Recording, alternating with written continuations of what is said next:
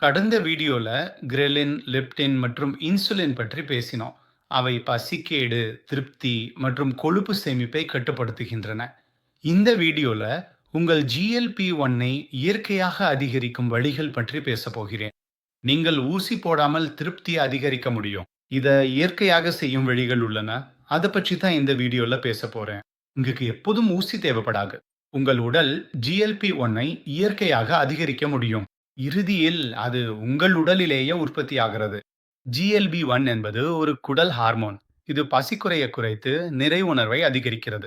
என் வீடியோக்கள் பார்த்து இப்போது எல்லாருக்கும் இது தெரிஞ்ச விஷயம்தான். எளிய பழக்கங்களால் இதை இயற்கையாக அதிகரிக்க முடியும்.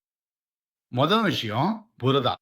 புரதம் தான் GLP-1 தூண்டும் மிக வலுவான காரணம். நார், காய்கறிகள், பருப்பு வகைகள் இதனால் குடல் GLB-1 வெளியிடுகிறது. மெதுவாக சாப்பிடுதல். நீங்கள் மெதுவாக சாப்பிடும்போது ஹார்மோன்கள் சிறப்பாக சிக்னல் அனுப்பி ஒத்திசைவாக செயல்படும். உடற்பயிற்சி.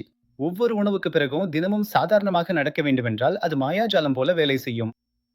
இது GLP-1 பதிலளிப்பை மேம்படுத்தும். மேலும் நல்ல தூக்கம். நீங்க நன்றாக தூங்கினால் அது உங்கள் குடல் ஹார்மோன்களுக்கு ஆதரவாக இருக்கும். இந்த பழக்கங்கள் நீங்கள் கட்டாயப்படுத்தாமல் குறைவாக சாப்பிட உதவும். இது ஏன் முக்கியம்? குறைவான GLP-1 என்றா எப்போதும் பசி குறையும். அதிகமாக சாப்பிடுவீர்கள். சர்க்கரை ஆசையும் அதிகமாக இருக்கும். அதனால இது ஹார்மோன்களால் ஏற்படுவது. கட்டுப்பாடு இல்லாமையால் அல்ல. எளிய தினசரி திட்டம். உணவை புரதத்துடன் தொடங்குங்கள். ஒவ்வொரு தட்டிலும் நாரை சேர்க்கவும். தினமும் நடக்கவும். 7 முதல் 8 மணி நேரம் தூங்கவும். GLB-1 அதிகரிக்கவும். பசி குறைவு இயற்கையாக குறையும். அப்படின்றா இதை சுருக்கமாக சொல்லுங்களேன். GLP-1 என்பது குடல் ஹார்மோன். இது நிறைவுணர்வை அதிகரிக்கிறது. நீங்கள் GLP-1 இயற்கையாக புரதம், நார், உடற்பயிற்சி, நல்ல தூக்கம் ஆகியவற்றால் அதிகரிக்கலாம். இந்த பழக்கங்கள் உங்கள் பசிக்குறையை மனதார கட்டுப்படுத்தாமல் குறைக்கும். முதல்ல ஹார்மோன்கள், பிறகு பழக்கம் உருவாகும். பார்த்ததற்கு நன்றி.